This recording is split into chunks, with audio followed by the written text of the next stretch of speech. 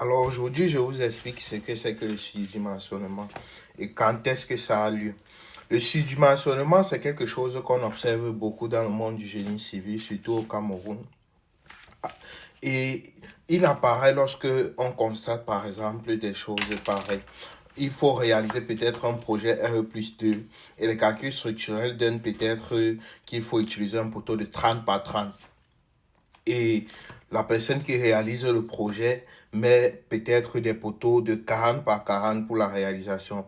Il faut couler par exemple la dalle à 15 centimètres ou à 17 centimètres d'épaisseur et la personne qui réalise la dalle par la couler à 25 centimètres et en utilisant comme raison des facteurs de sécurité qui n'entrent pas dans les normes bien évidemment, peut-être d'Eurocode ou de Bael 91, je ne sais pas trop.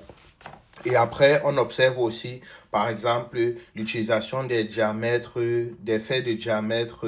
Par exemple, on veut utiliser des faits F500 de diamètre 12, mais lui, il se permet d'utiliser peut-être des faits FE500 de diamètre 16 parce qu'il dit qu'il veut, en fait, il utilise comme raison facteur de sécurité, mais normalement, dans ce cas-là, on appelle ça surdimensionnement parce que les facteurs de sécurité sont déjà tenus dans les normes d'Eurocode et les normes de Bael lors des calculs de structure.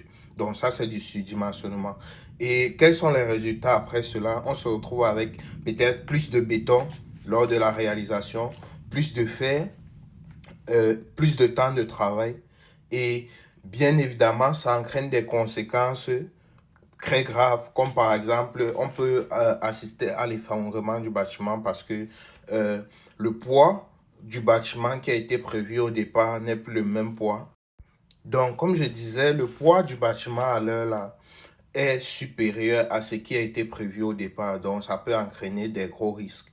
Donc, ce n'est pas seulement quand on a mal dimensionné un bâtiment qu'on se retrouve peut-être à ce qu'on assiste à l'effondrement de celui-ci, mais c'est aussi parfois parce que on a dimensionné et on a fait un surdimensionnement, on a utilisé les quantités qui n'étaient pas prévues et ça entraîne bien évidemment l'effondrement du bâtiment ou bien euh, peut-être des risques, je ne sais pas, de fissures ou quelque chose du genre. Il y a plusieurs facteurs à cet effet-là.